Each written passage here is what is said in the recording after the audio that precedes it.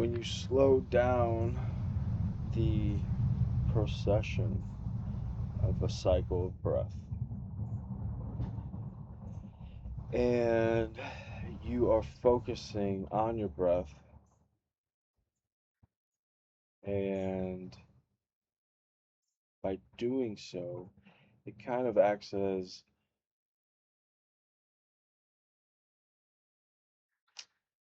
maybe a door to reflecting on your own data, reflecting on the self. And within that process, with that procession of yoga, you learn to calm the fluctuations held within.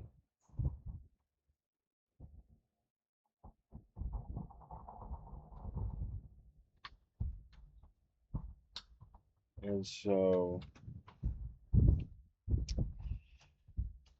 and so, you know, we just meditated a moment ago for 10 minutes. And um that is a practice going in the direction of yoga, this idea of stilling the fluctuations in the mind, held within.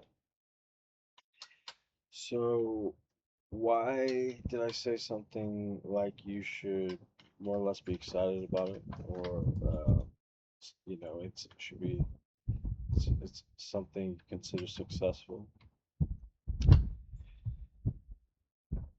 Well, because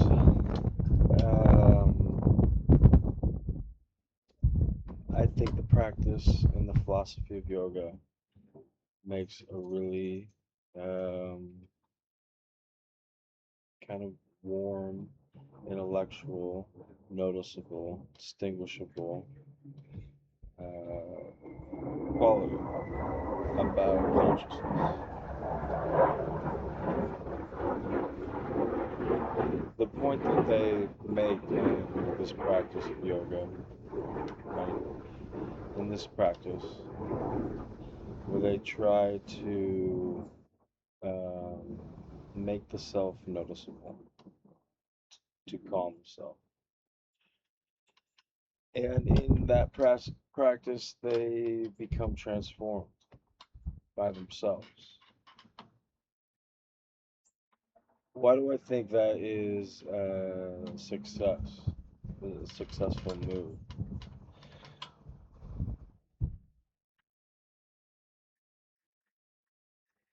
It might be just what you are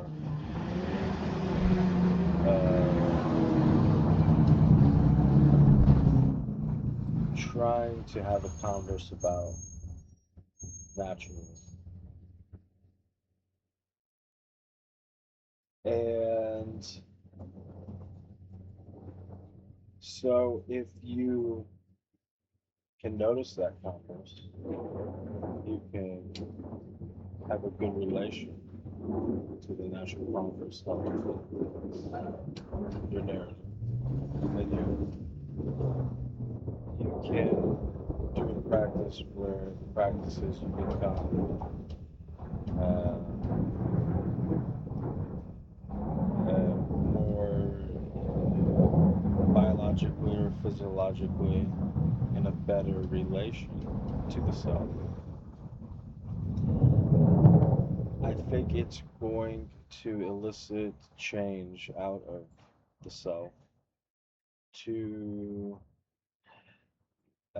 better be equipped to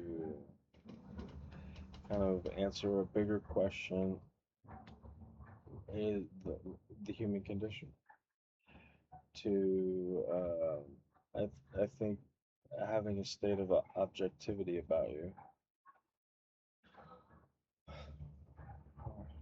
or something on your journey to the self, I think that ultimately it will act as a guide for you. Um, where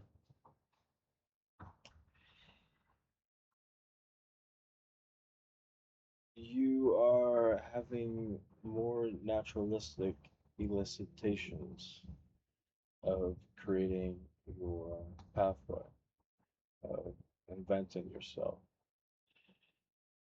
You become more in touch with the self, and it maybe can organize the data within your life in a way in which it can elicit older mechanisms to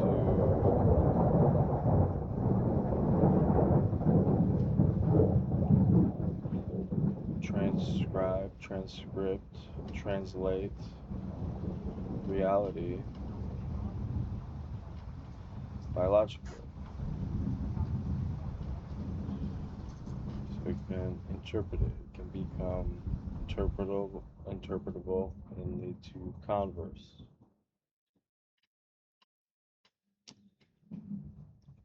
And so this idea from Sam Harris of many who are trying to have better converse in life, that there could be a better state of consciousness out there awaiting you, more or less.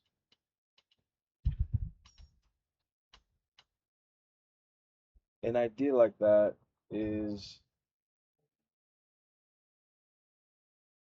a gift, kind of the fruit of people noticing qualities about the human condition, being here.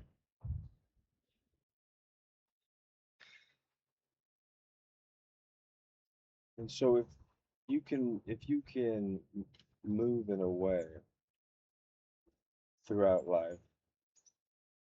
in which you are noticing the properties and qualities about your state of consciousness and make them interpretable and have converse about it, and have converse leading to better converse and more serious converse. I think Sam's point can more or less come true in a way, maybe a distinguishable way. If you can teach yourself to have better converse while you move through life,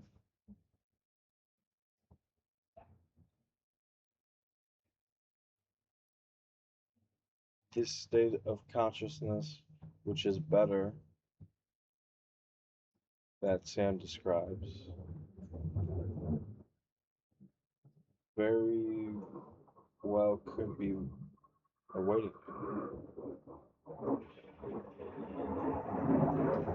And so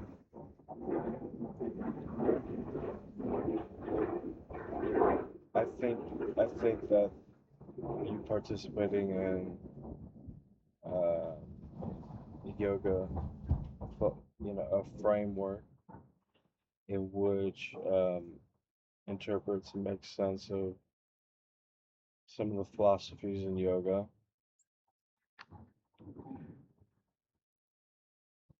where the self is endorsed and endorsed in a way in which uh, leads to a pathway of reflection on the self. If the self is endorsed in that type of way, so maybe um, trying to make consciousness more distinguishable. And there's other ways to be aware of it. Buddhism is trying to make suffering more distinguishable. Jainism is trying to make the cycle of life more distinguishable. I mean, who hasn't really thought of all of these type of ideas as you have moved through life? And so, if you can become aware of a pathway in which you are the practice is that you are reflecting, the pathway is that you're reflecting upon yourself.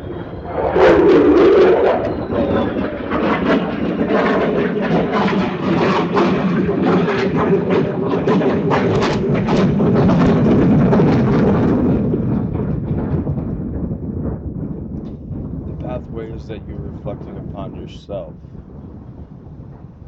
And you're drawing data from the self. And so you're reflecting within. You're looking more inward for the organization of how you're going to move through life. If you can learn to make those type of ideas appreciable and distinguishable, where they have distinguished value. Yeah, I would think that, I would say that's successful. I would say that was a successful first step.